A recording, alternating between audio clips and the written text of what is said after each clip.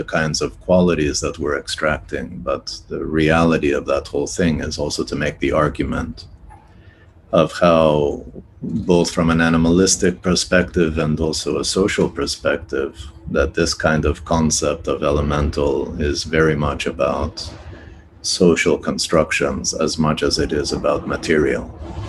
So I think these are the kinds of things where, especially in the context of the DRL, we have to communicate some of this. And I think we also need to, try to do that in a way that is quite powerful. Like, so for example, if we're talking about phase change and you see something changing from liquid to ice, like literally like these kind of almost like nature show kind of things, you really start to capture and kind of unlock maybe some of the ideas of what phase change means. You know, when we're talking about cloud formations and thinking about this kind of idea, cloud can also be a construct that is understood in many different ways, right? As much a phenomenon in the natural world as it is in terms of information and the kinds of thought processes that actually enable kind of different forms of technology of control. So I think these are some of the overarching themes. I don't know if you guys feel that there are other themes that you think are important, but in terms of the generalized conversation about the studio, these were kind of aspects that I tried to communicate a little bit to some of the critics. So, I mean, the reception from people has been positive. So we'll have, I think, a very good jury. And I can confirm that Tom Wiscombe will come for a bit, at least for one of the days. And I think, generally speaking, I've tried to invite a lot of people. So invited people like Philip Beasley, and got a confirmation from Homa Farshadi, who's a professor from UPenn, and others. So I'll make that more legible as I get the list together. But for the moment, I think it's important. Maybe if you guys want to share where you guys are at, if there are things that you guys feel like you want to talk about in particular, I think that's good. I would really like us to kind of force, even if it's a kind of sketch of what our architecture will be, and to try to speak to it in a way where we use the jury as a testing moment to see how other people are kind of responding to what we're doing. So I don't want you to be shy about speaking about what it is that you guys are trying to do. And I don't think it's problematic to try to get into a discussion in terms of what architecture in your case, what your definition of architecture is. Not so much in terms of polemics. I think the studio, is quite clear about its stance, but much more in terms of like why these things are important. We talked about this kind of survival architecture. We're talking about different concepts of nature and ecology. It's not nostalgic. It's very much about resources. It's really about trying to develop strategies for architecture to be much more adaptive. So I think those kind of things and that kind of language, I think, is important. You guys have also done, I think, a lot of research and I think we should use certain communication strategies in terms of taxonomies, in terms of like understanding and demonstrating that we've really tried to go quite deeply into certain things. Like, so for example, the air team, I mean, historically had shown so many different kinds of ideas of flying machines and different strategies for all of that stuff. We're not going to talk so much about all of those things, but if you imagine one slide that just basically has all of that information organized nicely, somebody understands that, you know, when we're talking about an air-based structure, that we can demonstrate a kind of knowledge of what that actually means, from tethering systems to, floating systems to active versus passive. I think the things we want to focus on is more about energy, and it's more about cycles of growth. But that goes into all aspects of stuff, like when we try to communicate what we can grow with aeroponics. I think the same thing, taxonomy of that information, graphically made legible on our terms, with simple diagrams that explains the different life cycles. Like, we need to make that information very accessible to people, but also powerful, not just something that's just data, but something that's important to drive the project. And I think we're very much speaking about environment, like that our architecture is really an agent of our environment, that we're developing something in real time.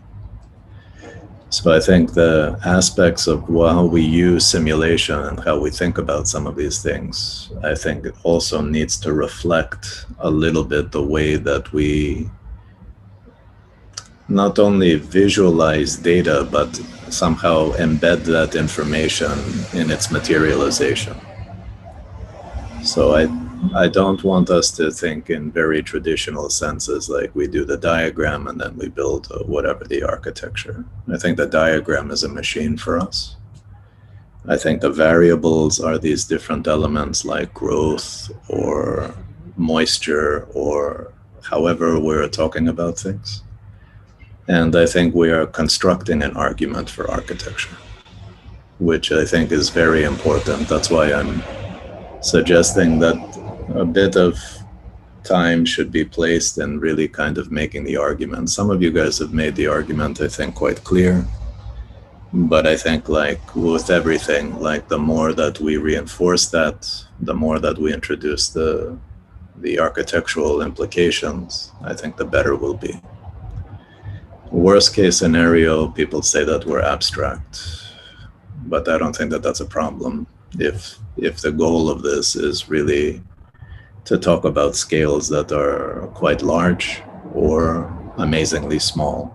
So we're going to try to articulate what that is prototypically for us, so that we can have some testing scenario. So would you like to start team by team, and maybe we can go through that a little bit?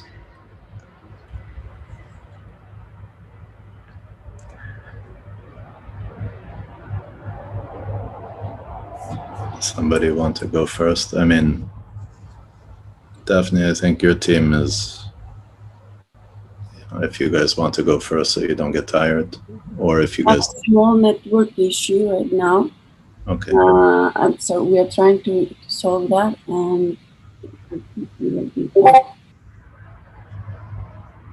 okay, so don't worry about that. Should we start with the air team then?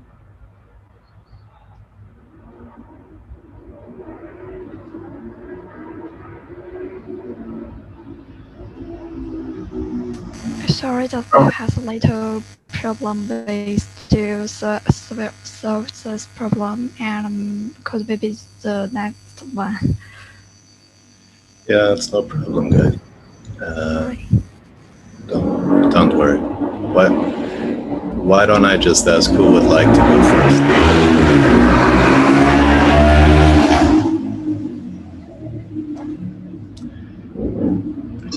I think our team, Jiadong, is still working on something. Maybe we can be the second team, can we? Okay. I mean, I can present to you guys what I'm working on if you want. You guys can crit me on my stuff. Listen, I think I don't want you guys to stress too much about presenting something right now. It's more about discussing where you are, what you've been thinking about, and I think we should focus probably a little bit more in terms of what we're going to call architecture. So I spoke with Alex and stuff like that. I think he's had a session or two with you guys. Have you guys met with most of us since we talked last? No. Has most of us talked with you guys at all this term? We have met Alex for 2 times. Yes, I spoke with Alex directly about those things, but Mustafa has not communicated at all. I think no. Yeah. Okay. Yeah, I've tried to reach him a couple of times and he hasn't been communicating either, so I don't know what's up with him. I try to figure that out. Okay. Would the Earth team like to start? Or Fire team? I'm running out of teams, so whichever. I think Sadon need a little bit time to finish his simulation. Okay. Yeah. We can talk about the weather. Maybe we can start, but we have an issue with the videos that are not uploaded. Maybe we can solve separately, and we can just share with you some thoughts because we feel a bit stuck. Okay. I mean, I think just so that we're clear, I mean, we can treat this as informal as we want, right? It's not, I'm not worried about that kind of stuff. So, you know, let's just talk about the things that you guys feel stuck in, and let's try to, you know, take some decisions together so that, you know, you guys feel also a bit more confident in what you're working on, and we can take it from there. So if you want to launch this stuff, definitely that's great. If you're having a lot of issues, don't worry, we can just talk about it. It's okay with me. Yeah, give me 1 second.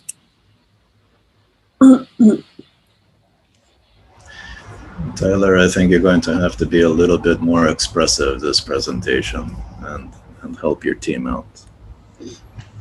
Yeah.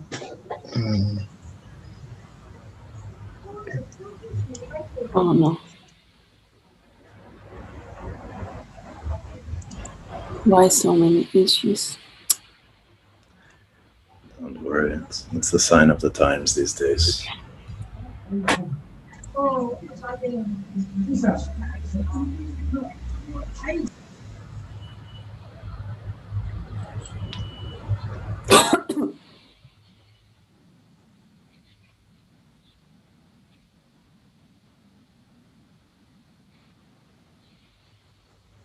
Yeah.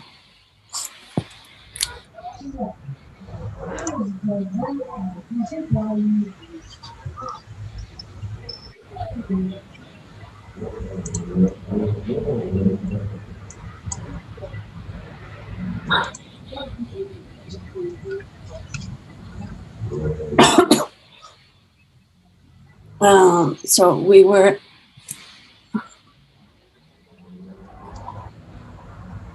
I'm so sorry. Don't worry, take your time. I'm not in a hurry at all.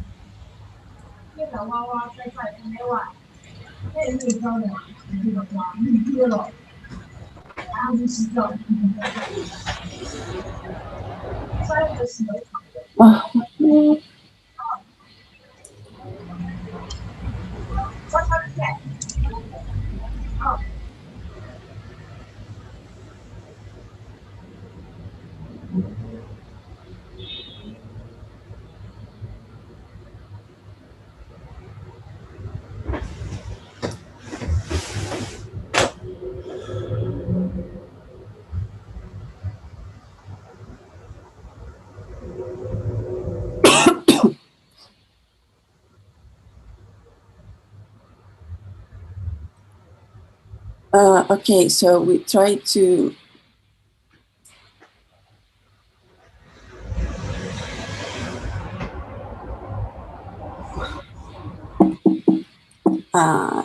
we studied a bit how our agent.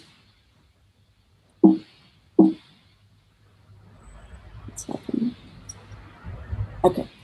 Also, we saw the main goals in the agent scale are to capture humidity, how our agent floats, how it retains humidity, and how it releases it. We read interesting research that shows that flexible fiber arrays exhibit a unique quality to capture a large amount of water. So this works in a way like holding a droplet. When the dandelion is sunk in the water, it works as capturer, and because of the adhesive properties of water, the fibers create like a closed shell that holds water inside. So we were examining whether we could see something like that as a typology. However,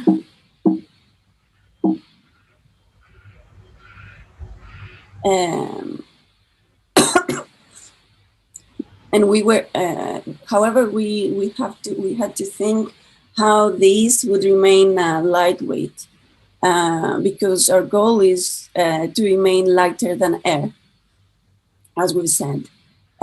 So we examined how helium could be the solution for us. So we have the weight of the agent plus the weight of the water, and we want a buoyancy force, which comes from helium, let's say. So we saw that 1 cubic decimeter of water actually weighs 1 kilogram and demands 1 cubic meter of helium in order to lift it up. And we actually think that this is like a huge amount of helium, and this doesn't sound really efficient, because it would mean that we need giant mosquitoes flying, probably, and that might not look like a cloud anymore. So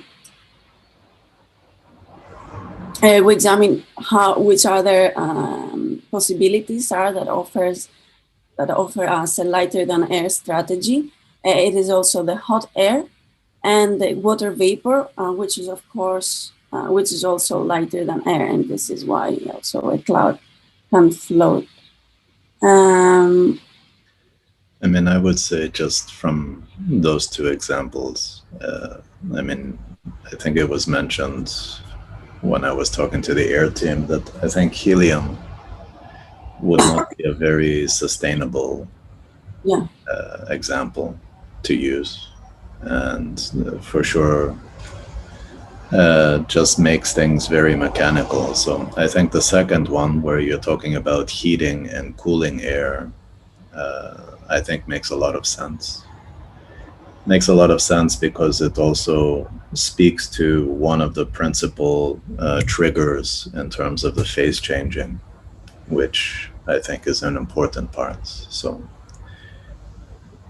to kind of exploit the phenomenon of the cloud strategy, I think we have to somehow, at some level, think that the cloud is actually part of our architectural system.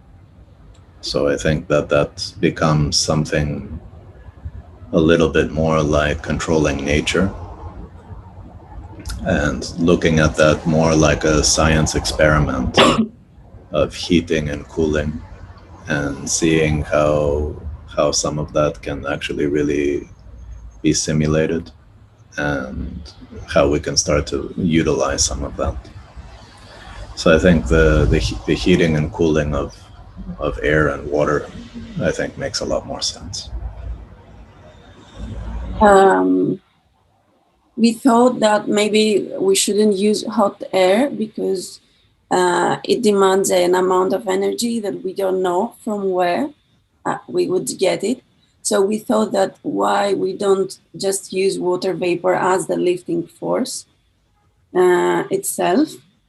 I think water vapor sounds like the right thing, but the question is how do you control vapor in some sense?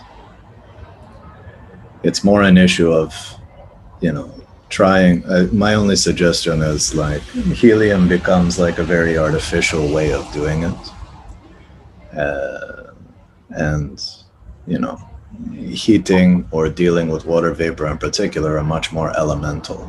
And I think that that's positive. We just need to figure out how do we do that.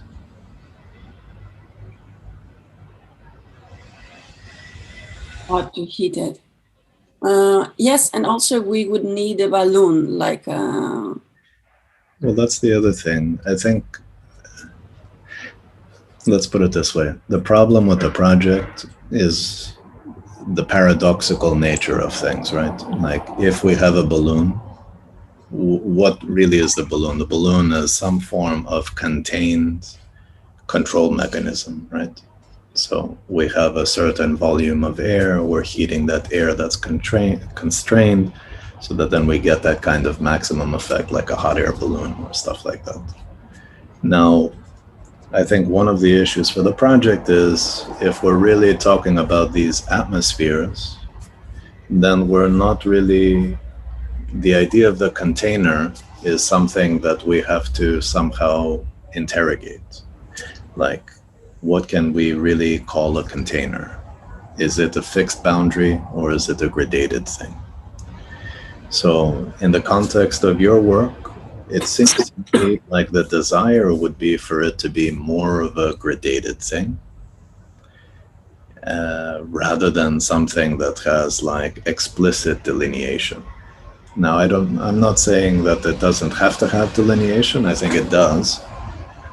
But what that really means relative to the project, I mean, the last version that I had seen, you guys were somehow basically looking at making these kind of mechanical, I don't want to call them mechanical dandelions, but the idea was that these, you call it mosquitoes, dandelions, that these things would be almost like drones, no? Wasn't that the last version that we talked? Yeah. I wasn't saying that that's what I was saying. I'm just saying like in terms of the depiction of what it is that we were talking about. So at the moment, for example, after this diagram, I mean, this diagram seems quite interesting. When you say agents, that's where I think we need to clarify what that is. So for you guys, what is, when you say agents get attracted, what are agents in your project?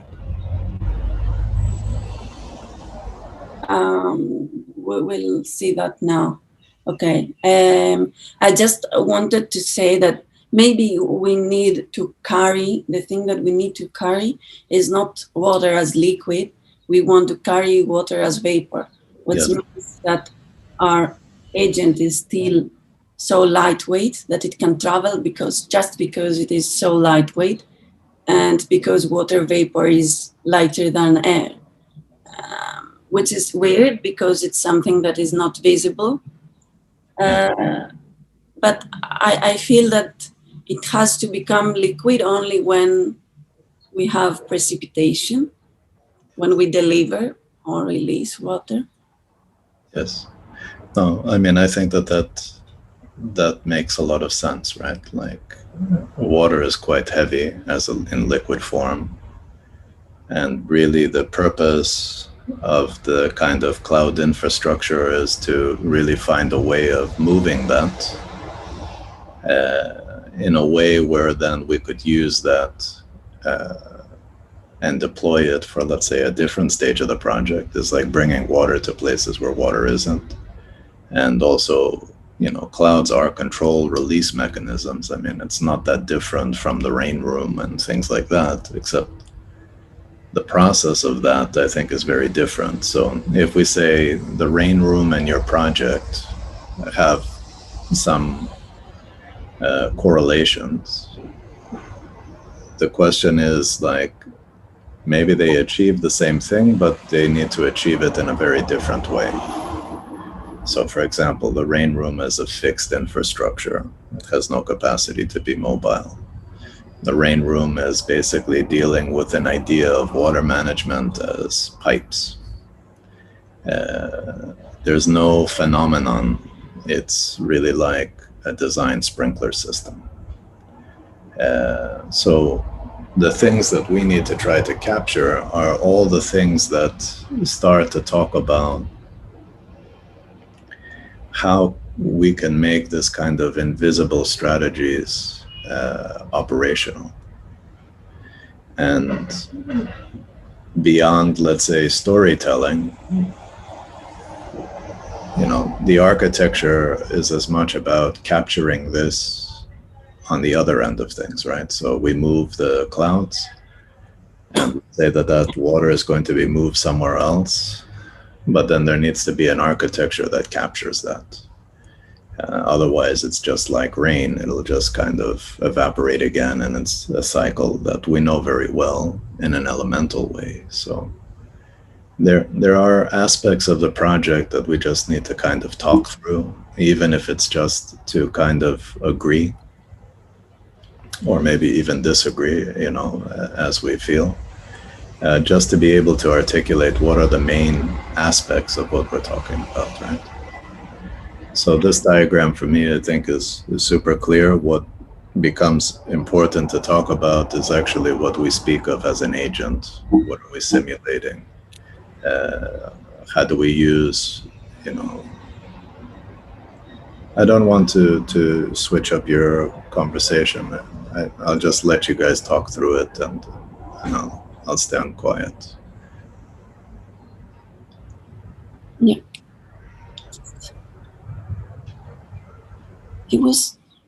This PowerPoint was updated, and yeah, I refresh.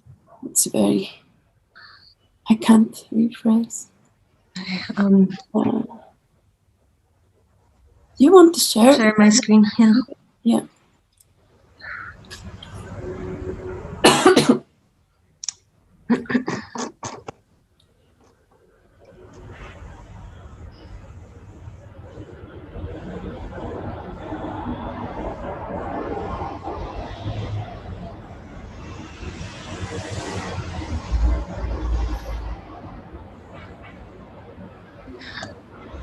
So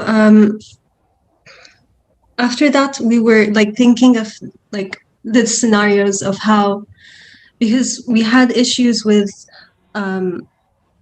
you know, how we collect the water vapor and how we deliver it. And the issue was how to make those agents float initially. Yeah. And go to a humid area and like collect water vapor and deliver, right? So one of the scenarios we were thinking is a drop-down scenario where, for example, we read that there are areas where there are clouds, but it doesn't rain. They're called virga clouds.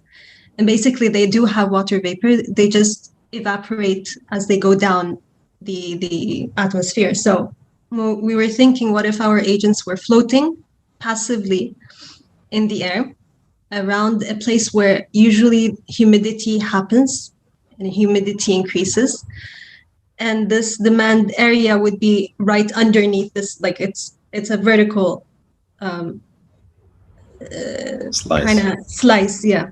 So there is the cloud, there is the water vapor above, but it's not going to rain because the mechanism of it won't happen. Yeah. So we were thinking, okay, what if they're in a passive state, and then when there is an increase in humidity percentage, they get triggered and they start collecting this water vapor. And as they collect this water vapor, and they reach the goal of collecting this humid, they start to drop down. Right. at the demand area. So you can see, like, this diagram shows like they would drop down, and usually can show her the video.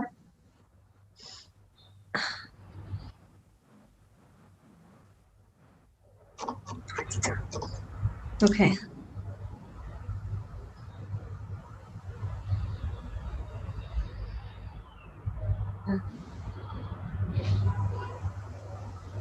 So basically, they collect these agents in the atmosphere, collect the humid, and then they drop down.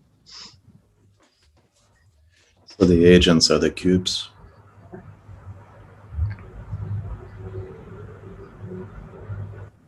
Yes.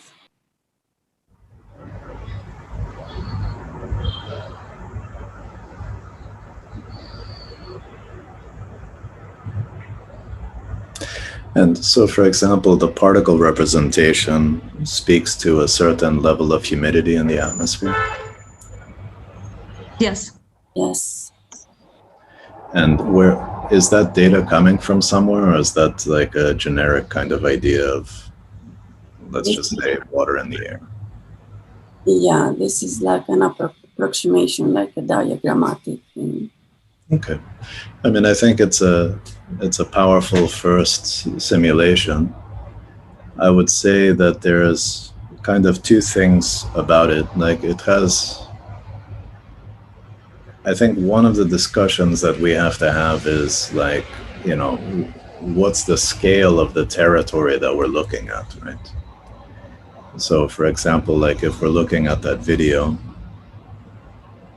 is that, you know, 100 square meters, 1,000 square meters, 50,000 square meters?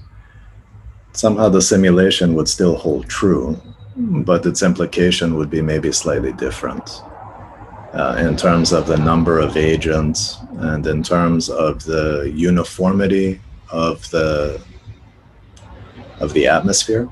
So for example, like, maybe it's my eyes, but what's the difference between green and cyan in the particle?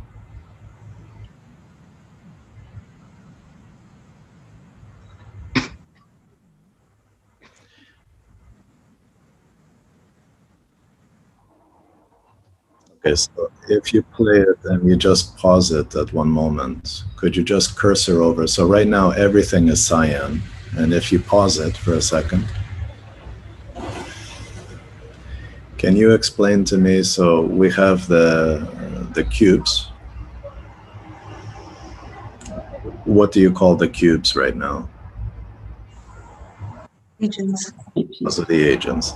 The green particles in between the cubes, these kind of like stringing behavior that's happening between the cubes. It's like a humidity that is captured by the cubes. But we found it interesting as well that they form these strings. We don't know how we could use that, though. Let's say, whatever the reasons that they're doing, the fact that it's changing from cyan to green is to qualify the fact that it's been attracted by the agent. Yeah. Okay, so the range of attraction around each of the cubes is approximately what? Its influence.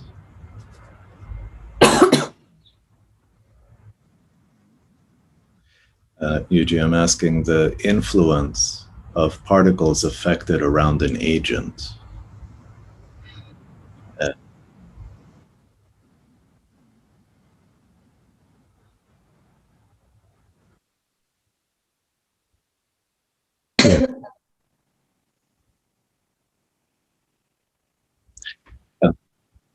Yeah, so I think like there are a couple of things that seem like in this scenario that are kind of important to discuss, right? So first of all, our agents have to detect, let's say, or they're strategically placed in terms of areas of humidity, if I follow Ula's kind of storyboarding out of this. And then the question becomes like how the agents organize themselves in terms of collection, because there's two things happening. One, they put themselves into some position, meaning that these cubes are coming from somewhere, and they organize themselves, but it's almost like a video game, like in Tetris. Like as soon as they start collecting, they get weighted and then they start falling, right? So in our thinking, the distribution of those agents has to kind of take into consideration location, like when it chooses to extract, because that's also how that starts to drop, right? So it's almost like a video game, like in Tetris, like I'm moving elements to know where I'm going to go laterally and where this thing would kind of fall vertically. So I think these are kind of things that potentially we can start to think about. I think the other thing is like, this may be a random territory, but at some moment in time, we may be extracting humidity maps or something like that to kind of color code larger territories, right? Because in some sense right now, this is scaleless. This is just trying to speak to a process. But if I look at the cubes look like they are like consolidations of a certain volume of water. And I think from a data information graphics, it seems to me that, is that purposeful? Is that the limit of each agent's being able to capture a certain volume of water?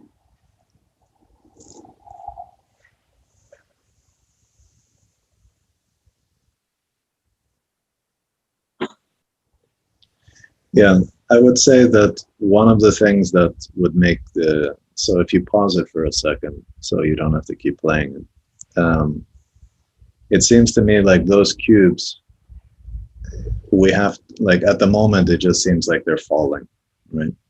So in the next simulations, I think the things that we have to include is that those cubes are containers that deal with a certain, if each cube is an agent, each cube has a certain capacity for volume.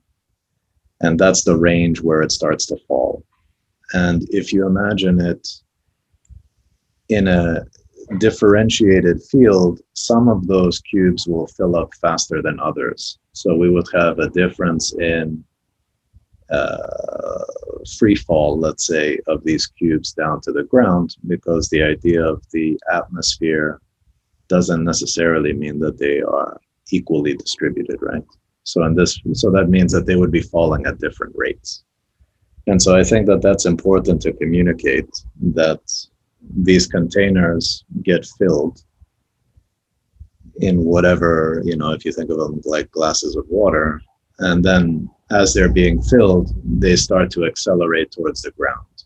Right? So I think that would be probably the next step for the simulation, is to try to make that a little bit more legible. Now that can be by changing also the color of the cube, where the color of the cube goes from one state to another. And and that just becomes a little bit more legible in terms of the water. And I think it's totally fine in terms of thinking about these things, just generally having this kind of hovering random strategy. But as we're moving to a more kind of explicit thing, then we're going to have to say, like, okay, if those agents are containers, the mobility of that agent, when it's not filled with water, has a certain behavior. When it's filled, it has a different behavior. It's still mobile, but its mobility is dependent on its weight and its movement, and if it's active or passive. So we should think about the other aspect of the agent is, how do we deal with mobility prior to collection, during collection, and post-collection? And I think you can sketch out just that kind of feedback loop of how the agent is literally extracting things like a sponge. It gets weighted, it slowly starts to fall. As it's falling, if it has no mobility, then it kind of falls literally as like, let's say, a bag of water that then gets just sort of dropped to the ground? Or is it something else? Can we control that within a certain range as well in terms of how it gets located on the ground? Or do we have to do that really from the point of collection and just know that those points in a kind of 4D space or in a 3D space, that x-axis is going to be an important drop-down point? So in our choreography, our initial kind of location, that becomes part of the strategy. It's kind of the thinking around this kind of simulation. But I think it's a good start.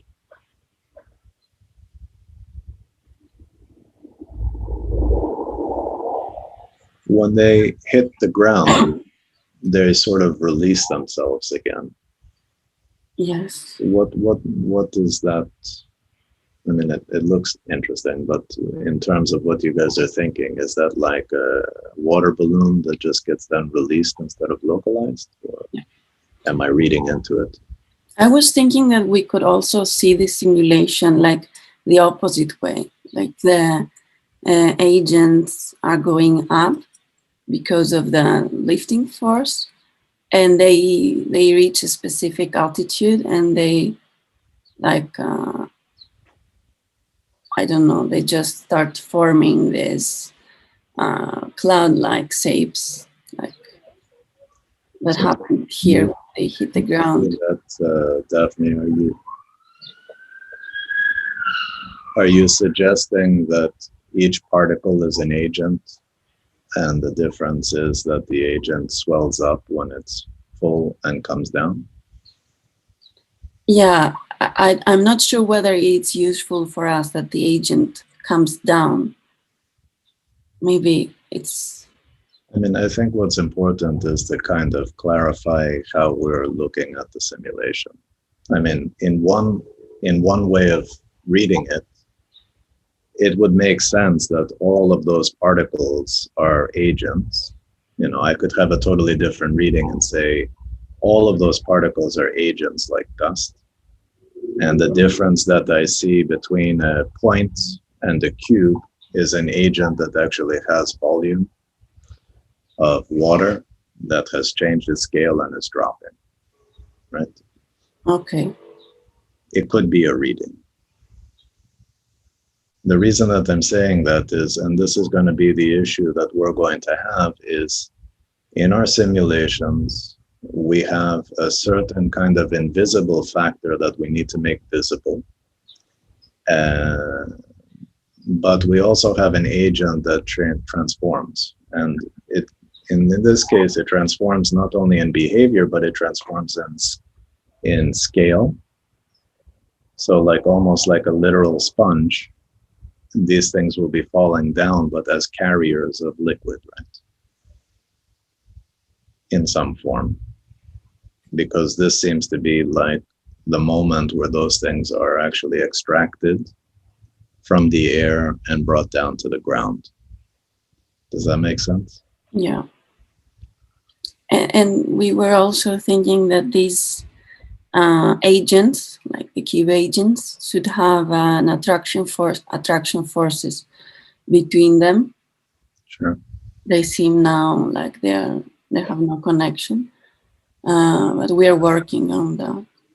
Yeah, but I think this simulation, in some sense, I think we can speak to a lot of the problems in this simulation itself, right? Which is the representation of a point, the idea of what an agent actually is in terms of scale. Like one reading of this would be that each of those particles is an agent. If I zoom into that particle, it's that system that you guys have, the furry system that's capturing the water. Like that's what the design of that point would be. And you know, when this thing kind of swells up and all of that, the things that you guys are talking about, that's when it becomes more like this volumetric cube, which is just like a kind of volume of liquid that's coming down to the ground. It's a different reading of this same simulation though, right? So it's trying to basically suggest like, are particles agents, or are particles basically a visualization of water vapor? And I think we need to make that kind of clear. So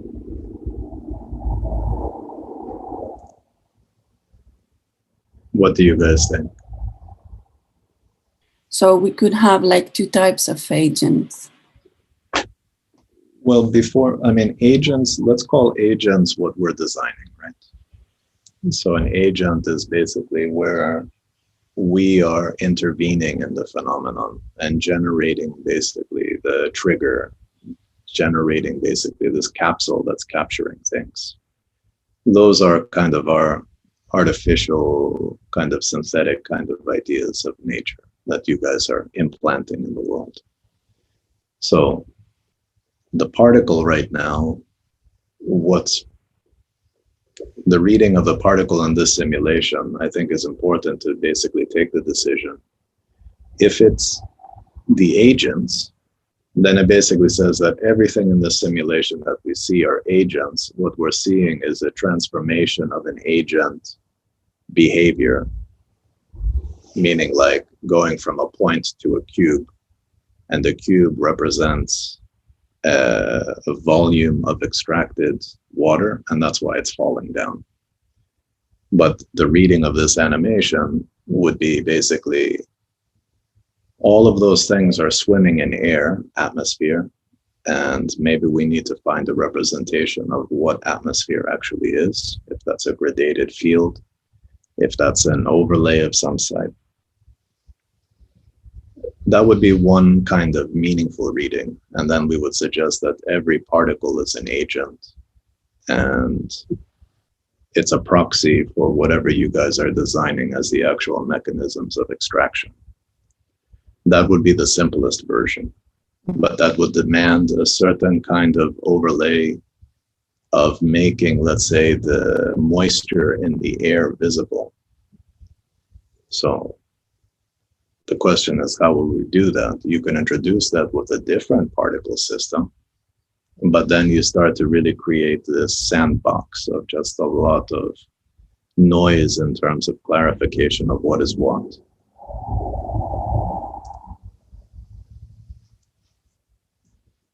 Yuji, what is your thoughts?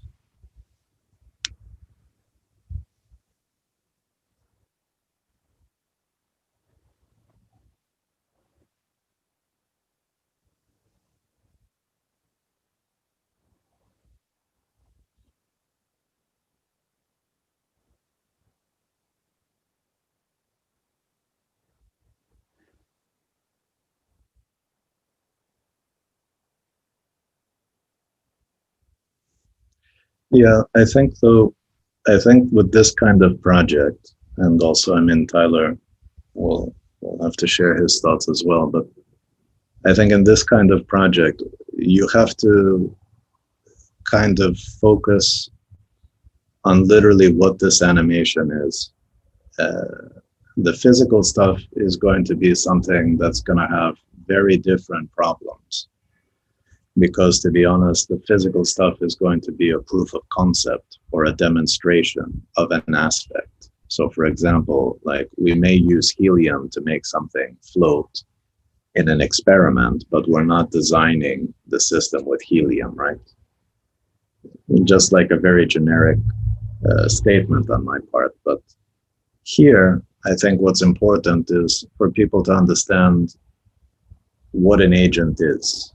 Not in language, but in representation in your simulations. So I would say if we're really designing clouds, then there's not enough cubes if it was only cubes as agents. And there wouldn't be a clarification of how we are extracting atmosphere, because the particles in the background right now, atmosphere is that whole volume. You may say that there may be more consolidation of atmosphere in certain areas, but when that's depicted in mapping strategies and so forth, that's really like a gradation, right? Between red and blue. And, when we're looking at weather mapping strategies, I think we should utilize that kind of language so that your architecture And the forms of representation of weather and cloud patterns and all of that stuff has a kind of synergy in terms of how the information can translate. Does that make sense?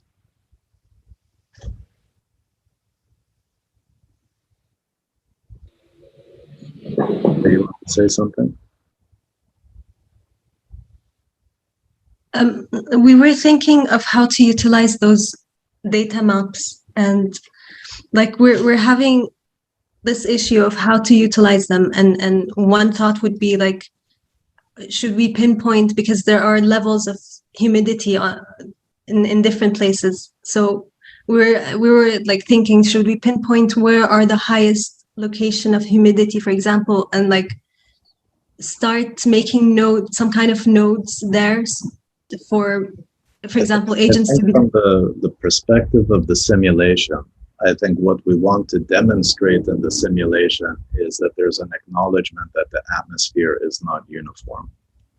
So, for example, I don't think we have to be careful of trying not to get too specific about one aspect. And then on the other hand, our simulation is running with quite random behaviors, right? So we need to somehow gauge, like, what are we trying to communicate here? I think what we're trying to communicate is atmosphere is whatever is in that bounding box. It's like an extracted moment of volume of air. And we need to communicate somehow that that volume of air is not uniform. Now, that may be happening at radically different scales. And that's probably less important. I think it's important to understand if it's stratified, if it's more mixed. And you guys had maybe different simulations to kind of communicate some of that stuff. But this is where that stuff that Philip Ram does is somehow very legible, just because it's just like a color gradient. Now the question is, like, you know, how do we bring that kind of very simple idea of a color gradient into the simulations? So we have to structure the simulations in some ways to do that. Another way to do it is just to have like an overlay in terms of an index that just basically has a reading, like a kind of graphical reading of moisture. So you treat it like a data depiction instead of a visual depiction, right? So that, you know, you could just have a series like of an overlaid grid. You don't have to place the grid on top of your simulation, but you basically have altitudes and you have moisture content as an approximation of that. And you would generalize the fact that, you know, you have different height levels of these things. And extraction happens potentially at all of these different levels, but at very different rates. So I think like these diagrams, I think now these simulations have to take on that information, which is how do we communicate that? And the beginning sketch, these are sketches almost at some point. I'm just trying to project a kind of argument in terms of how we utilize them, because if we just look at it and we don't say explicitly what it is, people won't be able to follow it so much. That's why my first questions were, why does a particle change from cyan to green? Does the scale of a cube mean something? And, you know, if I just evaluate it in terms of number of cubes, that doesn't seem like a cloud in terms of what we're talking about in terms of numbers and population and volume, right? So I would suggest that the particles, unless there's a different opinion about it, contrary to what I was trying to follow your conversation before, is that maybe each particle is an agent and we're basically visualizing basically when an agent has kind of successfully filled itself to begin dropping. Because right now they all drop at the same rate, right? So it would make sense in terms of, let's say, the story behind that that's a filled state of those particles and that's why they're falling.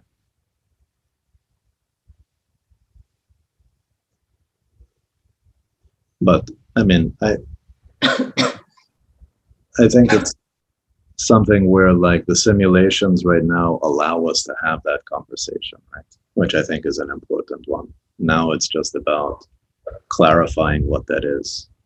And then the other conversations happen, like, do those cubes start to try to come together, like what Yuji was mentioning, like to self-organize a bit, or do they just kind of fall? I mean, you can set up a series of studies on that just to get, and the way that you would evaluate it is actually where they get, you know, how do they organize on the ground, you know, and the same way that you're visualizing these kind of spreads on the ground when they hit and it just looks like a balloon bursting, you know, it could be communicated as a marker of where water is being deposited so that we see it on the plan, right? Like the floor of this or the ground of this simulation now is a kind of active registry of where the water is being deposited.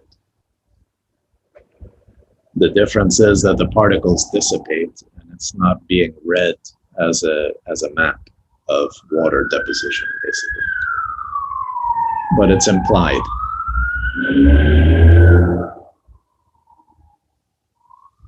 Does that make sense for everyone? I'm not very sure. I'm trying to imagine that as a two-agent strategy, like the second one, like when you're saying that it could gather water and in liquid form, it should be something like which has lower temperature as a material that helps the water vapor to liquidify, and like immediately when water becomes liquid, it becomes it has weight. Yeah. Well, I mean, the question becomes like, does that weight help you in any way? Does that weight help, you know, basically take something that is basically in a kind of gaseous state into something that then gets localized and dropped? I mean, these are the kinds of questions where I think you guys need to consider if that's something positive or not in terms of the scenario, right? But I think at this stage, what I think is most important is to kind of really start to get the communication of what it is that you're simulating, you know, within a certain kind of language for your project, right? So there has to be a depiction, a visualization, and an approximation of what an agent is. And at the moment, at least in my opinion, at the moment, that depiction is the particle. If I think about all of your presentations, like all of those kind of accumulated studies of what it is, I can zoom into that particle and I could say that particle is any one of those design elements that you guys have done. The stuff that Tyler was doing, the stuff that you guys were doing, like the furry things, like that's what the aggregate is. Each particle in this simulation is a proxy. It's a point that if I wanted to zoom in there, I would see one of those things. But for the simulation, the simulation's main goal is to talk about the self-organizational system that is responsive to the environment. So in setting up that simulation, we need to communicate what environment is, and we need to communicate how our agents basically work in that environment. So for example, when we talk to the Earth team and I say like, make a solid chunk, like you are cutting into the ground and extracting that as a kind of volume of your architecture to communicate this hybrid architecture landform thing. In your case, you're taking a chunk of air and saying that that's solid, you know, like that's a solid state moment of a certain volume of humidity. And I think we need to find a way to extract that and make that legible. It could be a kind of point cloud, like a vectorial kind of depiction to depict the atmosphere, or it could be a color gradient. And I think these are things that you can speak with Alex to try to find a language for that. But the agent would be pretty clear, because the difference between a particle system and an agent is that an agent has agency. It's not a passive system. So if we're looking to the particles as agents, on the global level, yes, they have the behaviors of attractive and repulsive forces. But at a local level, when we say that we want agents to kind of come together, we want particles to come together, that means that they have to have their own mobility and their own decision making to make that happen, right?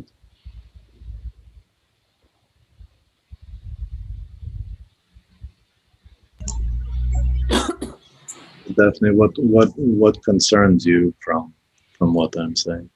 I'm just thinking, like, if we go to the previous video, yes, doesn't it look like not this one, maybe the other one? Doesn't it look like a chunk of air? Like, yes, yes. But what I'm saying is, for example, when we're looking at this, if you pause it right now, it looks like a volume of air, right? And I think that that's good. My point is that if the particles are to represent humidity, that gives a certain reading, right? Then that basically says, well, at the moment, we only have 5 agents in this scene. So in terms of your project, like even in terms of the thing that you showed me with the dandelions or any of these other things, 5 agents in this scene doesn't speak to a lot of volume of water, right? And that's where I'm saying the issue of scale and population becomes important. It's not so important to declare it, it's just to think of it almost like you're cooking. You need a certain portion of this or a certain portion of that, right? Yeah, certainly. Like you're mixing things, but I need to put like, a third of a cup of sugar if I'm making this many cookies, or I need to put that much amount of sugar if I'm making more. Like think of it as a cooking experiment.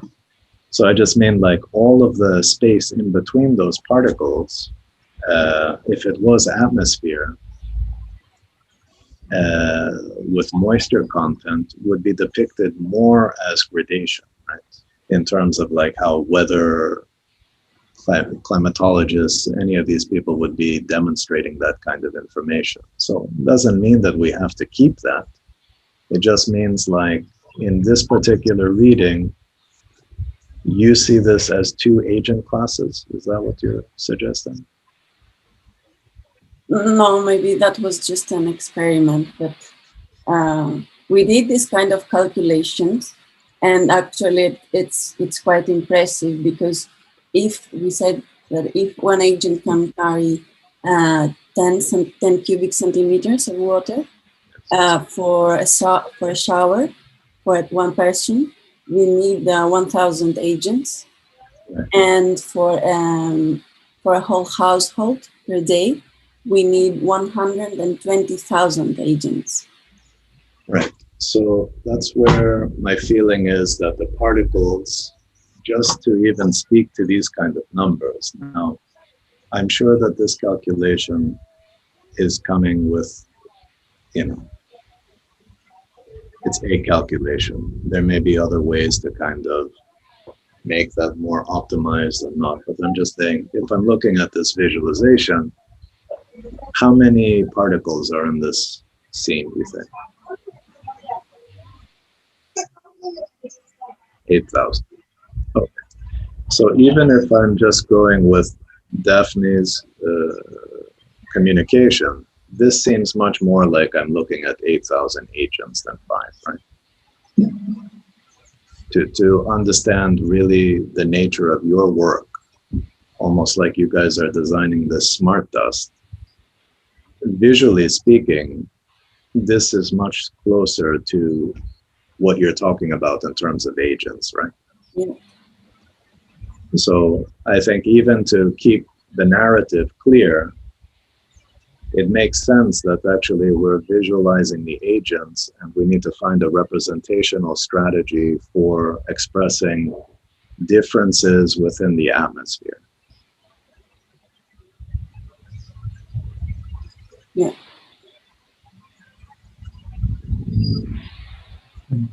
I mean, I think the way that you guys will work on this kind of as a kind of digital strategy for the simulation is good.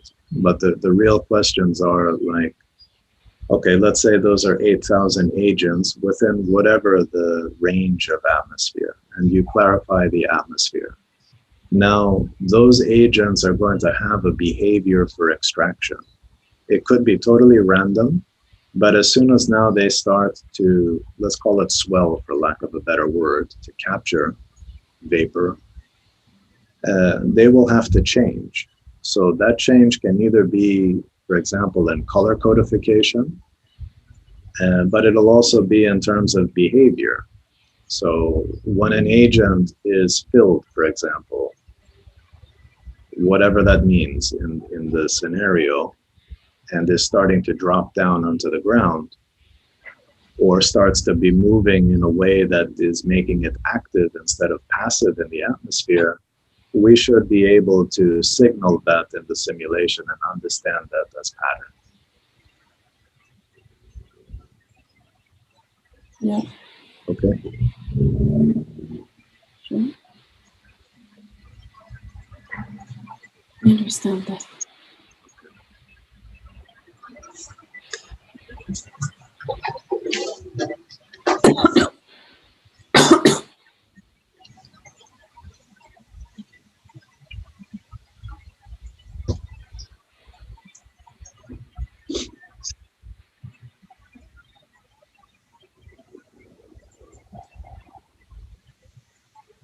We were looking at designing the agent and the hair of the agent, and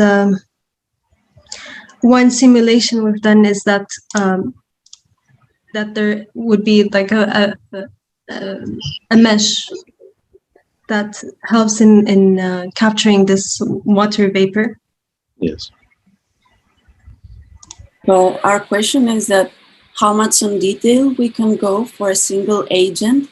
If one agent can carry only for example, 10 cubic centimeters of water, then we need billions of agents in general. So I don't know if we can over-design an agent. We need something which is very like easily manufactured, right? We were thinking. The issue is something like this. I mean, don't worry so much about easily manufactured. I mean, it's true, obviously, but at the moment, it seems to me like this is, you know, there are a lot of questions that I could ask about if it's a natural thing or a synthetic thing. It could be a piece of synthetic biology. It could be a lot of things in terms of making the argument for a kind of programmable matter, right? Now, these are particular hair structures, and I think the things that you need to talk about more directly is how do they maximize extraction of air. So let's say we forget now the simulation before for a moment. Say that each one of those particles is an agent. Now let's say if I zoom into that particle, what I see should be this, right? Or this is a detail of something. Now the question is like, when I'm evaluating this point now, and I see now two things. The first one had a kind of radial formation that somehow seemed to have a clear center, and it had a certain symmetry that kind of makes sense in some way. If I look at this kind of like J shape, the question is, where is that coming from and what does that help? No, we were just thinking like that maybe we could think of something that is also adaptive. So a linear feeder, a linear element that can curl and create a circular one might might be able to give us more opportunities in terms of how they organize with each other. Maybe they can create something bigger. I'm not. I think the question should be definitely asked in a way is like, how would I be able to prove that assumption? We know that what we're looking at is supposed to be something that is trying to capture water and try to collect it somewhere, right? So if you ask me personally, my intuition around that stuff makes more sense that this is circular and spherical than it is linear and banded. Mostly because if I play the scenario in my head, each of these fibers are floating in the wind, and they're extracting and capturing moisture, and they're funneling that somewhere. So if I look at the circular one, I say, well, the funnel is the center, and the center is where I'm capturing it, right? That would be the story for that one. If I look at the linear one, there are things that are not so clear. The linear one maybe funnels it to a channel, like a gutter, but then I have two open ends, and I don't know where it really goes. So that means that in what I'm looking at right now, it's a partial thing. It's not telling me how I can consolidate that water in some way. If that's important. Maybe it's not important. Maybe it's all captured in this. But when you say that it gives you opportunities to create larger organizations, we need to be able to test that assumption. The logic would be that when it is empty, it is when there's no water, it's linear, and when because of evaporation, like we saw the membranes that start bending because of evaporation, it starts bend.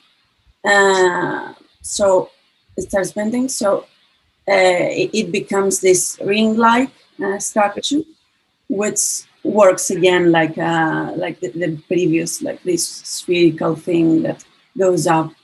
Can I say one thing though? When, let's say I'm looking at this one and I'm looking at the other one. You have the other one, you have a third one which looks like the dandelion, right? Which in some sense has a ring version at the top, it has a center, but then it has this stem and the sphere at the bottom.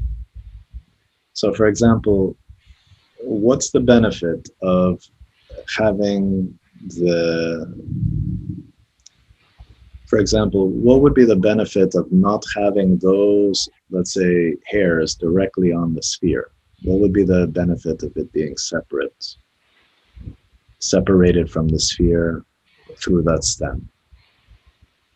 Does that help you control movement, or how do you see that?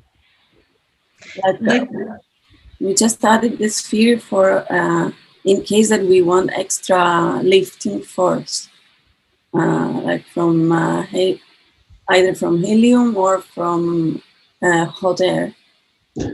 Okay, but I mean, when I'm looking at this series, the thing that I have to evaluate any organization is that it's going to be capturing water, right? Vapor. Where does the water go? And we talked about these kind of expansive things, or the hydrogel things, whatever. We were looking at Tyler's stuff and saying that that could be that sponge-like strategy potentially. The question is, like, the sphere here looks to me like that's the chamber of where the water goes, if I had to just be projective, right? It's captured with the fibers, it's channeled in the stem, and it gets collected at the bottom, which basically is like a distended weight to the piece, and the other thing looks like more like literally the individual kind of dandelion seed instead of like the dandelion sphere. So it goes to the question of organization again, like how you guys see that and how do you evaluate it.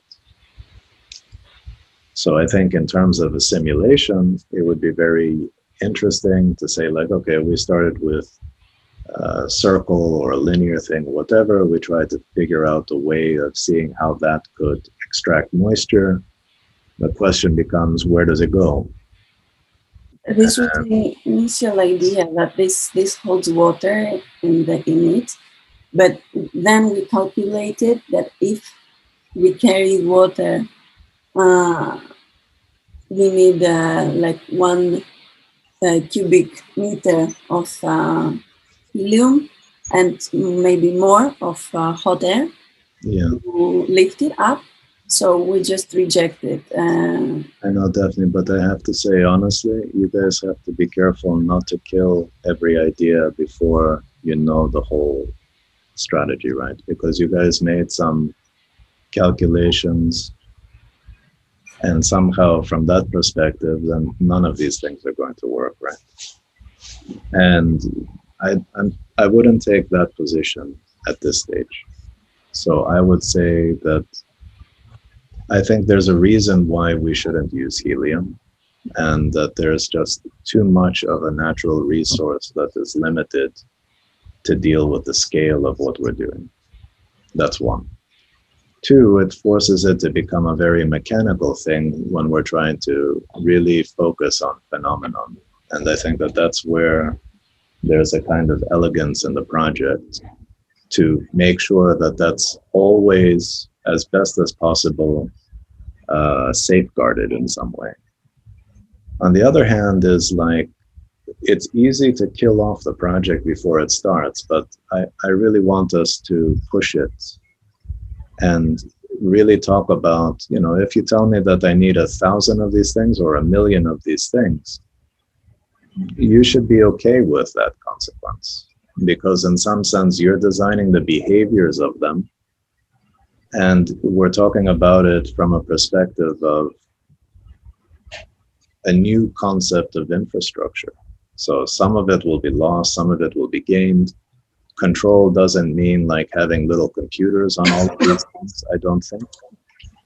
So I just think like we want to really be able to communicate this world. Like I would love to really see, well, what does 8,000 agents bringing however much volume of water, what does that look like? You know, how do we control a system like that? Think of it as a project that is twofold. One, the beginnings of researching the implications of such a system, which isn't completely top-down. The second one is trying to create, you know, design strategies, for example, like the water extraction. You guys are talking about these fibers. Instead of focusing on weight, I would focus on, well, what will these fibers really be made out of? Not from a perspective of like if they're plastic or if they're metal, if they need to be, you know, but for example, are they charged? Is that how we're extracting the water? Are they like spider silk that creates a kind of surface tension and they're really filament and light? You know, when you see a spider web amazingly can carry a lot of water for something that's so delicate, right? And that's where, like, you know, when I look at this simulation and you guys are calling it a mesh, I wouldn't use the word mesh. I would try to use it as a lattice. The thing that I would look at is that its form is very much surface oriented. Is that good or bad? I don't know, because I don't know, is it like a flower that can basically open and close? Or if it gets weighted, now it becomes like a dumpling or something like that, where we have something that starts as a surface, and as it gets weighted, it becomes kind of a closed volume and drops.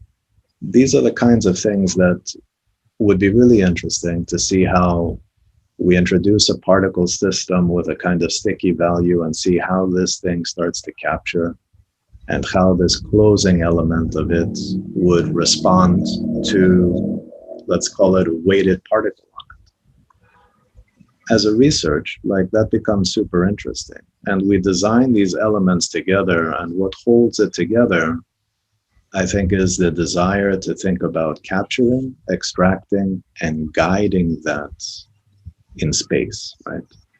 so that we can extract something from the air and make it something useful for somebody on the ground.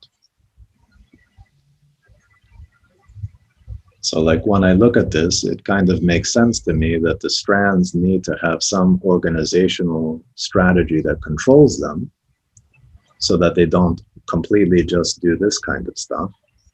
Now, is this overstructured, understructured? It starts to look at the end of the simulation that it's quite overstructured. In the beginning of it, it seems maybe more intuitively a kind of middle ground, right? So if you just play like the first second of the video and pause it, if you stop here, like I see the benefit of both, that there's a netted organization that's closer to the center, where this thing now has to behave like an elastic textile to be able to deal with the water extraction and so forth. And it still has those fiber elements to it. And I can imagine the surface tension, but it looks like they start to organize in roots, right? The same way that you would on a loom try to take individual fibers and start to stitch them together to basically create, different tensioning capacity, different kind of structural rigidity. It looks good up till this point. Then towards the end of the simulation, it seems to me that it's way too overstructured, which makes it a cup. But that's just my intuition on it. But you understand why we look at these simulations in a certain way, and we would do a series of studies and take a certain kind of approximation of how you can capture water with them. And that would be a study in its own, and I would say, okay, now that is actually what that particle is. But at a different, like almost like power of 10, like I'm zooming out. And that's where we have to get a bit clever in terms of how we present the project, to be able to look at that, to be able to look at a cluster of these things. When we say these agents self-organize, what are we really looking at? Is it something closer to a Philip Beasley kind of strange coral system, or is it something like what Tyler has been doing? I think that that's important to kind of speak to. But let's say, for example, there's nothing what I've seen right now that is against what I saw in the simulation, for example, right? It's just a different way of communicating some of it. Tyler, sorry, you were trying to say something. No, it's for my side, I'm also testing some simulations, but I'm not so sure it will be valuable for developer project. Maybe I can share a little bit also. I think everybody should share everything, and we talk through possibilities. Okay. So for this one, it's like I'm thinking about maybe I can do it full screen. Can you see it? Yeah. So for this one, I'm thinking about, like just now we're discussing about the cluster and smart dust cloud controlling, and I'm thinking about the material which can apply to our particle system. So in this case, maybe the result could be states as like such as we are trying. Previously we use hydrogel as medium to collecting water or moisture. So this maybe could be the result of it. Something like that. It's just some sort, maybe not valuable. I'm not so sure. And this one also, like it states on different states, like for particle system before absorbing the moisture and after it's turned to kind of maybe not liquid, but can have different result on that. And the third one is like when we have where the data level, so maybe the simulation can generate the trials with different moisture level from the ground, and it's generate some space and those kind of thinking. Yeah, basically something Tyler, like this. go to the slide 2 and go full screen. Okay. Okay. Now, explain to me literally what's happening. Each of the particles is changing volume. Yes. Each of the particles is changing volume by, I'm thinking like, such as absorb the moisture and it's getting bigger and bigger, Yeah. like that. So let me ask you a question, because you've had some reservations of showing this. Isn't that one of the things that we're talking about in terms of capturing the water? Yeah. So it can capture water and contain them. Yeah, but why do you feel that it may not be relevant?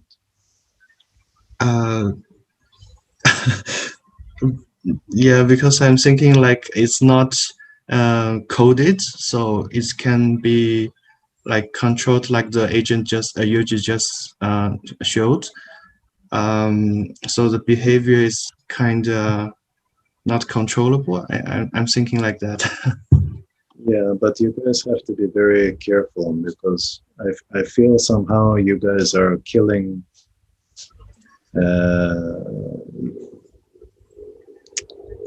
you're stopping yourself too quickly from actually exploring something and seeing the possibility, right?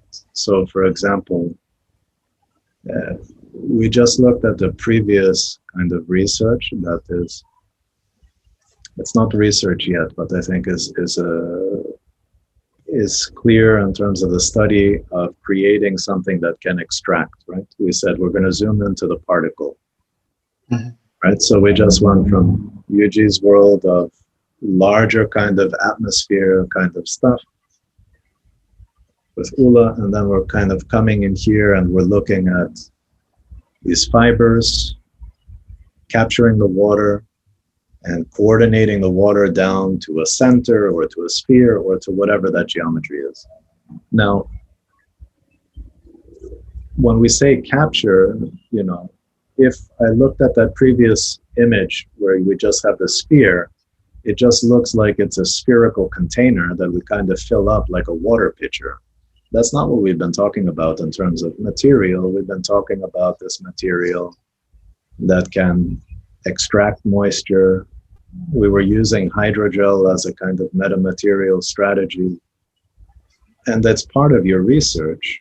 So the question that I would have is like, you know, I would look at this and start to ask different kinds of questions. At the moment, are all of the particles basically inflating uniformly?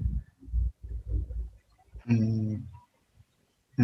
At the moment, they are all uniform. Are they inflating, Tyler? I think, is it a turbo? What's the force that is used here? You mean the left side? I think right. It is a magnitude force, like that causes this. The right side? No, in the simulation, it's not actually inflating for each particle yet. But it's scaling in terms of like a paint effect, or what is it? It's actually, I changed the M particle into the polygon surface. Okay, so it's yes. One state. Yes. My point is that we know that it's important. We said that harvesting is important, but capturing is important too, right? So harvesting is the first trigger to basically take that water vapor, and then we need to be able to capture it. And capture means something all on its own, right? Capture it locally, and then that also means deploying it and capturing it, let's say, in a more kind of, you know, scenario-based human form on the ground, right? But at this stage, for example, it would just seem to me like you're working on ideas of trying to figure out how you would set up, even if this was, let's say, hydrogel, for lack of a better thing. You know, like we keep saying that it comes, you know, I'm talking about circle and sphere, for example. even if that is coming through something, if it's just in the center and those swelled up, everything else will not be swelling. Like if we have that one drinking straw stem, if we don't channel this with a kind of venation strategy, if it's not designed, then it's not going to utilize that reactive aspect of hydrogel in an intelligent way, because we're not designing it to be intelligent. So even subdividing that, creating chambers, trying to understand how that would actually work, and testing geometries, I think would be part of that study. And I think it would be important that somebody looks at that explicitly. I think what's a little bit problematic is like we have this, and then if you go to the next one, what are we looking at on the right-hand side now? Yeah. When you say contain full level of moisture, is that like a gel, like water gel, or is that soft? Is that the rigid system? Is it in a container? Yeah, in this case, for the simulation, honestly, it's because I changed the n particle into I think it's a mesh system. Sorry, I forgot the term, but like it's gliding from each other, so it's become more about fluidity, and it's kind of like water. Two droplets can combine to one. Okay, like that kind of. So yeah, why don't we think of it like this? Look, I think that there's going to be a lot of technique invention that needs to happen, right? Because we need to communicate some of this stuff. So for example, if everything is particles and everything stays as particles, then we're not really talking about phase change in a way that's very explicit, or it just becomes like a color-coded diagram. So maybe this is a useful technique to communicate, but we need to understand when and where and how we're using it, right?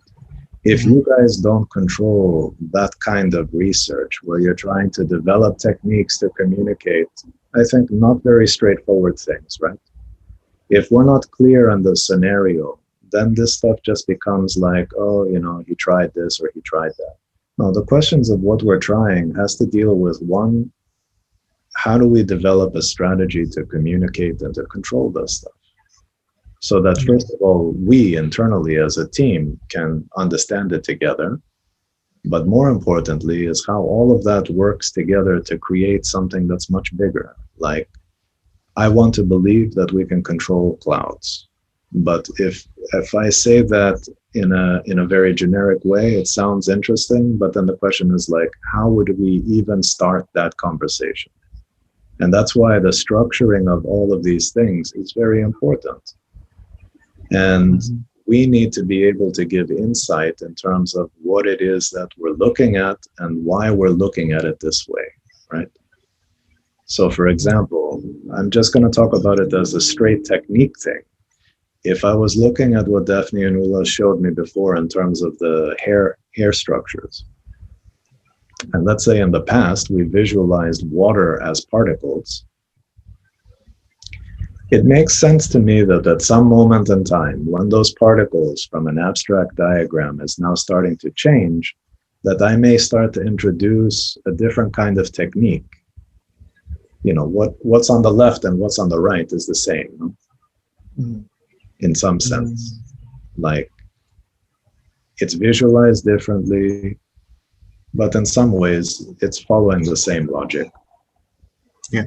So I think I need you guys to start thinking a little bit of that. You know, like, we need to be able to communicate. For example, in your case, something that goes through at least 2, potentially 3 stages of water as medium, you know, which is water as vapor, water as liquid, and there may be some other intermediate states. You know, hydrogel is a gel in some sense, right? It has a gel, but it's a very particular gel. There are other gel strategies too, which makes it more viscous. And these are the kinds of things that we need to discuss. But I think you guys need to be looking at this stuff as opportunities. My only point to to you, Daphne, is that I know that there are certain qualifications in terms of how many to achieve something, right? But if you start off with, like, we did this calculation about how much an agent can hold, and we're going to need 2 million of them, and that's too many, then the project is dead, right? Because you'll say, well, how do we do that efficiently? All of this kind of stuff. And it's all of those are very important questions, but it's impossible for you to be able to answer it right now and create it. So I would rather you guys try to take the premise, I think, is very clear, and the technologies will change. You will be very clear about that. Even in the time that you guys are working on the stuff, you'll discover other things, other kind of extraction stuff. You know, hydrogel is super, super cheap. That's why you can throw it all over the place and it doesn't really matter. So even the idea of cost and all of this other stuff, I think we're trying to find ways of prototyping and iterating this idea, but we need to construct the idea first. And that's where I think, like, I don't have so much of a problem of these kind of technique strategies, but they have to be clearly communicated on your terms. Why and what are you looking for? And I have to be also honest, Tyler, like I'm imagining that stuff is like some kind of fluid looking kind of rendering, but on a black background without real lighting and shading on that stuff, I can't really tell if that's water, ice, or any of that stuff.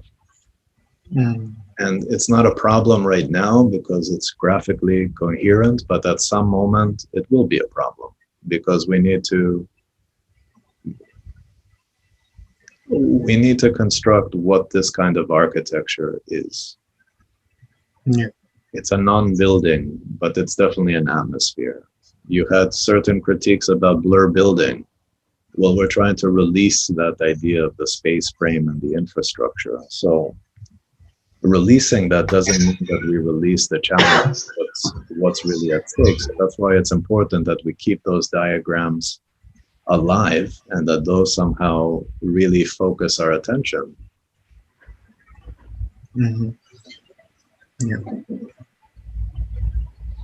I agree that we shouldn't think like about the manufacturer and pose some extra constraints. Like this shouldn't stop us from something.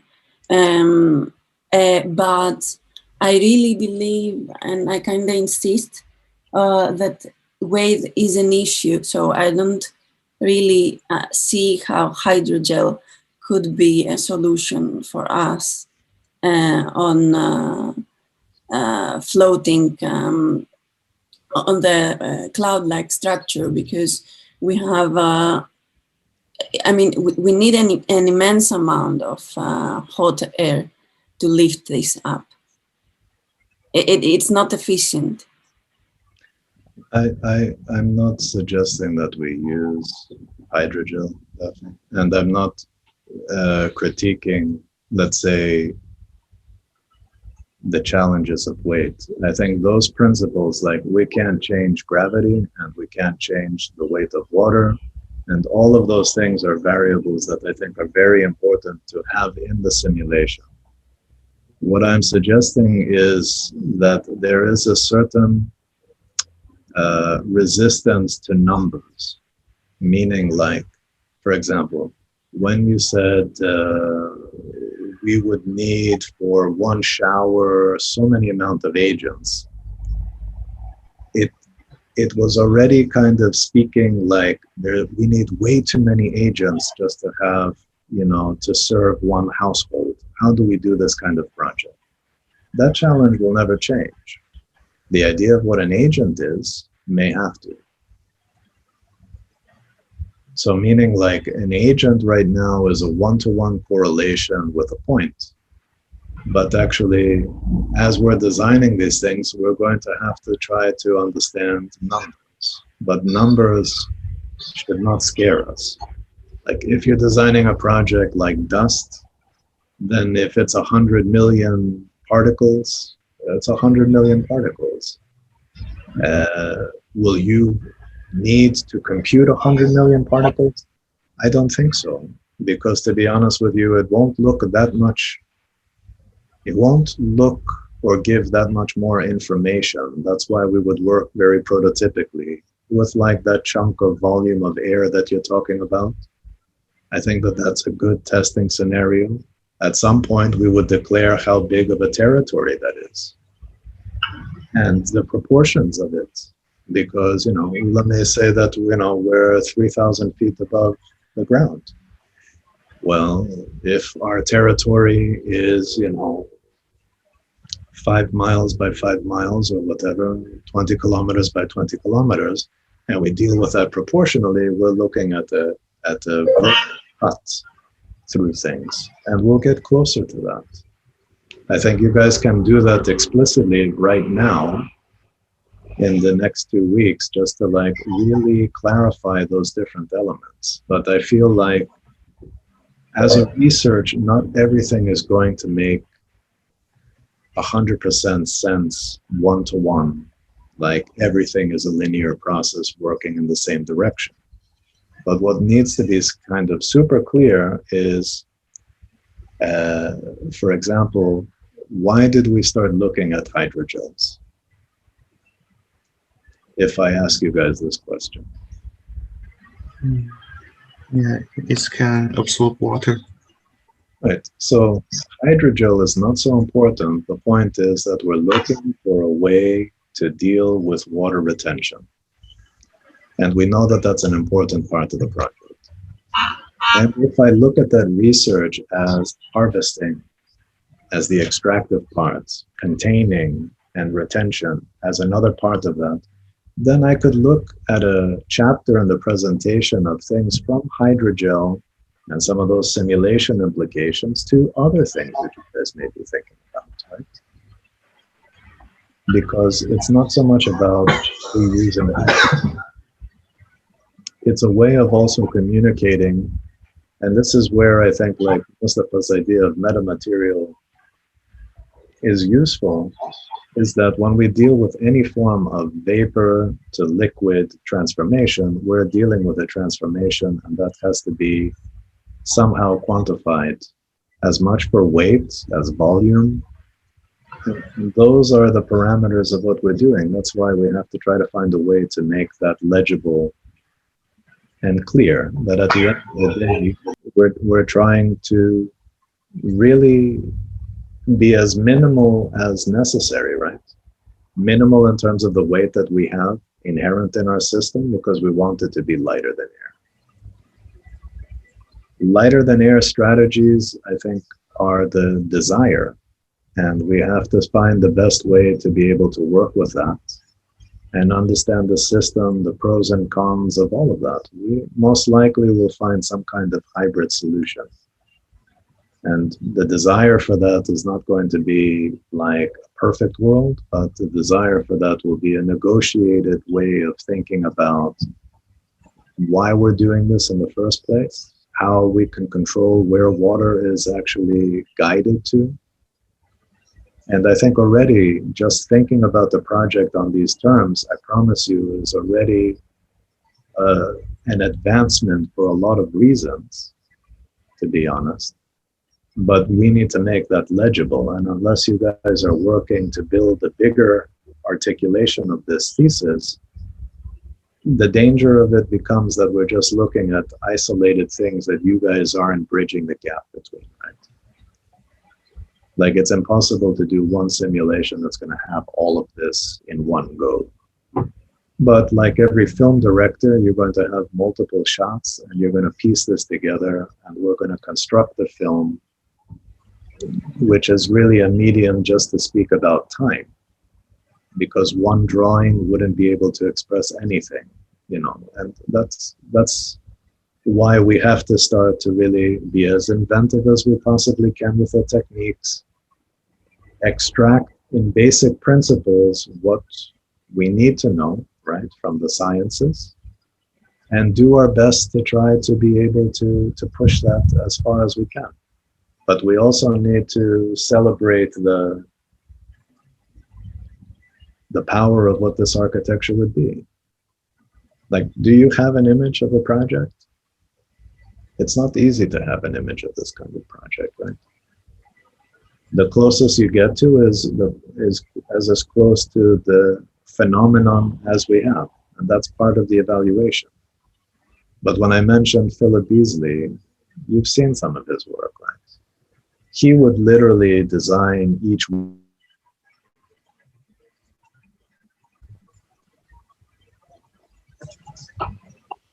dandelion, and his project would just become a geometrical project of just kind of arraying little dandelions everywhere. That's one version of the project, potentially. I'm not sure that that's the best version.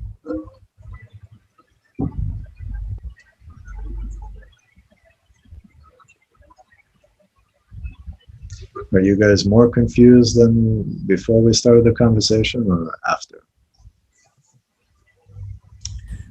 It's not about more confused. It's just like the aspect of float is such a big thing. Like the only thing we're thinking of is a balloon, and then what? Like, do we puncture this balloon and they float? And Sure, but think of it this way. Like, that's why I said that the balloon is a container. Yeah. If you think of it literally as a balloon, you'll never break out of the balloon. I'm just giving you that as 100% guarantee. If you think about the balloon as a volume of air, and to think about different strategies of how we can somehow understand that volume of air and control it, I think that that's better. Because it's not abstract. It's actually what air is. We don't see all of the things that are in the atmosphere, but when we see a weather system and so forth, it's made legible for us, right? And that's where I also say, like, we're not really that interested in hard boundaries in that sense, because we can't be. If you're trying to pick a point in space and tell me, like, how much moisture is right here where I'm pointing, it's a kind of question that would be really difficult to do, and it would be meaningless because it would be changing. So I have my window open. I have air circulating continuously. Whatever, somebody could be taking a shower next door. Like, those things are always changing. It doesn't mean that that information is so explicitly needed for this kind of project. That's why we speak about behavior. You know, I look at Gauguin's background every time, and I keep saying to myself, like, I would really like architecture to be like that. And then if you say that one step further, well, what does that really mean? Well, it's really the environment, right? Like, there's almost no boundary between a kind of artificial thing. I am in that volume of air. Illumination is embedded in that. Everything is gradated. I never see a line in space. It's always a threshold. And that threshold is very difficult to kind of qualify, but I understand it. You know, there's nothing that I see in that image that makes me feel like, oh, I don't know, it's abstract. No, it's very clear. And my relationship to it is also very clear. And that's why, like, things that are more ephemeral are things that people like to talk about, but they never focus on it as important mediums of architecture, right? Because it's very difficult. That's why, like, I told you to look at people like Philip Rahm in the studio, but I told you his architecture doesn't do anything that he talks about. At least in my opinion. I don't want to be too controversial. I know that we're living in different times, but having a moment of self-critique, his diagrams, I think, are important because they make that kind of atmosphere legible, right? Those color diagrams don't translate into architecture one-to-one. And that's why he uses zero tools to even make that even quasi-science, which for me basically means he's not interested in it at all. So it's like, you know, trying to design architecture but having no care in terms of structure or materials or anything else. Like at best, you're illustrating an idea. Yeah, so it becomes more of a visual thing. It's something that is representational. In Philip Rum's work, 100%. But he's talking about something that denies representation. So the representational aspect is super important in terms of communication. How do you work on some of these problems? That's why I'm asking you, like, in the simulation, what is our agent? And how are we depicting that? How are we depicting atmosphere? How do we qualify moisture, which is variable in that? Those things are super important, of course. They're information. But when you qualify a gradation, like I'm going from cyan to pink, and then you say that that's architecture, well, how do you do that? You know, you could look at a couple of examples, like Olafur Eliasson may do. You know, he did a piece with Ma, you know, where they just basically had a couple of different colored lights in a fog room. And yes, the fog was the material medium that made that gradation very powerful. And the human body became the real register of anything to deal with scale or delineation of space. And why is it powerful? Because actually it challenges our conventions. Now, we don't want to just make a fog room, right? It's not an installation, but we still want to look at some of these larger problems, which, to be honest with you, will not be solved locally. That's why I'm saying you can't be scared about numbers. You know, we have to suspend that disbelief. I want us to be very legible about these things and very conscious, but we have to be careful. And I'm not trying to overstate the point with Daphne or your team, but I think, like, yes, we need to know the physics, we need to know the weight of water, we need to know those things. We can't overly complexify what it is that we're looking at. That simulation has to be super clear. What are the particles? How is it falling? What does it represent in terms of volume? Because you need to communicate that. But in terms of designing the agent itself, like we do need those numbers, the weight of it, because then we would make a decision of how we design this agent. Yes, but then go back to why let me state one general thing for the studio. I've never, in the last, like, whatever, 10 years explicitly, if not more, I've always talked about geometry as something relational. Because as soon as you say weight and you attach it to scale, that becomes a fixed one-to-one correlation. But to be honest with you, if you look at spheres or you look at cubes, they're relational geometries. Your simulation could be 2 inches by 2 inches or 5 feet by 5 feet. The relationship between one sphere and another doesn't change. So you can always play the game of scaling. And yes, this is useful to do. You can always play the relationship of weight relative to volume. But once again, if it's relational geometry, it doesn't change. And when we're talking about atmosphere, we're talking about a condition for architecture that's beyond ground and surface. So you cannot be afraid of that. If anything, that's truly four-dimensional space. And everybody talks about space in architecture, but actually architects are so conservative when it comes to ideas of space. Because their conventions of space always deals with this is inside, this is outside. And we're talking about things that for a lot of people maybe will say, well, it's like engineering. That's not true either.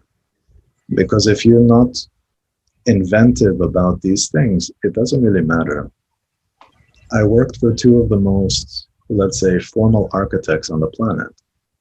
But the reason why they are masters of what they did, like Eisenman and Zaha, is that they didn't completely reject you know, the idea of having to deal with services of a building. Otherwise, they would have never built anything. So Kupema Blau embeds a lot of that stuff in their architecture. You cannot do that. It's not compromise. It's really, really trying to be creative with these things. Otherwise, you have pipes coming through everything, and you're talking about architecture that's like a stage set. If you go to the Serpentine Pavilion right now, you'll see an architecture as a stage set.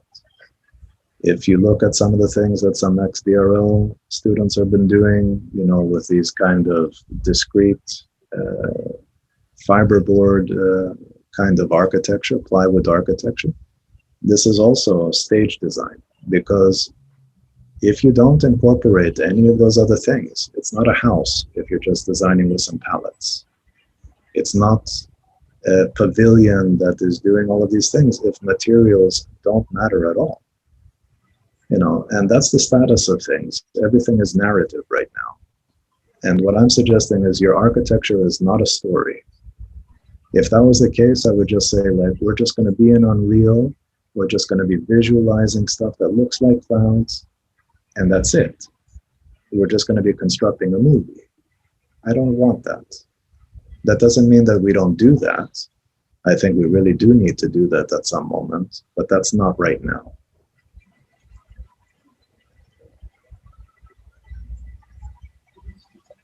I like your project. I think it's got a lot of potential. I think the only thing I'm going to ask you is don't kill something before it starts. I'm very happy that you're taking it very seriously and that you are very conscious of it. But be very mindful of the fact that we don't actually know what the project is yet. We know the trajectory of what it wants to be. We know why it's important. Nobody's going to challenge you of saying, like, I'm trying to get water from A to B. The question is, how can we do that? How do we even start to organize our thinking to be able to achieve something like that? And that's why it's also a research-first project. Okay, that's why I'm also saying, like, you can't just over-design some little mechanical robots. I mean, you can, but this is like sci-fi stuff. So I agree in some capacity with the hydrogel comments, but I also think hydrogel right now is a very simple way of talking about water retention. It may not be the right material, but it's a useful material for the experiment, for the physicality of things. But of course, it has to be translated into something else.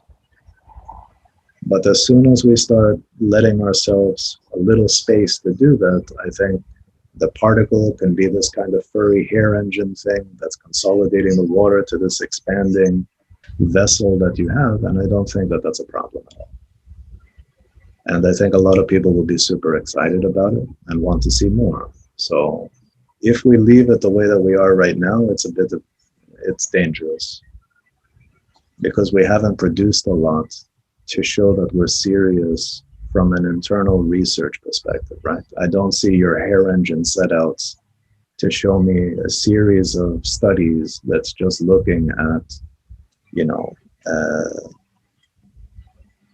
what do we call it? Like the surface tension between fibers and things like that, the sticky value and stuff like that. How is that dynamically organized? The spacing, the geometry, the webbing, the channeling.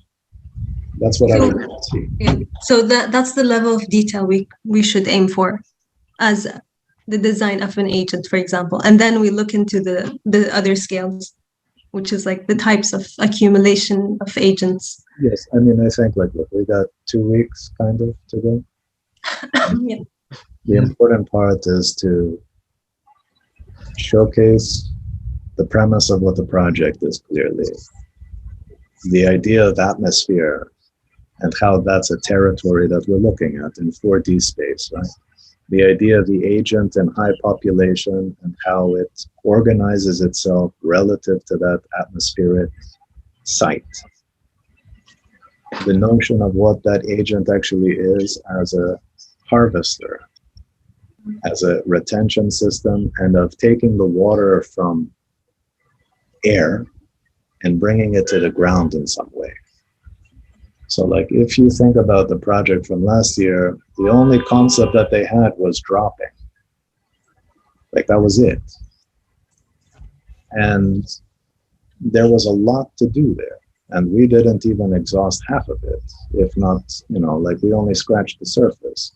In this case, for example, dropping is part of the project. Just looking at that simulation, that cube falling to the ground, that's gravity, that's extracting something and bringing it somewhere. But you understand why there's a richness to everything else we're talking about. And we're not even talking about like what happens when it gets to the ground. There's a lot of stuff to do. And that's where it becomes a project. I don't think that this is the full circle of a project. This is an important first part, right? Then you can imagine, well, what do I do with these little carriers of water?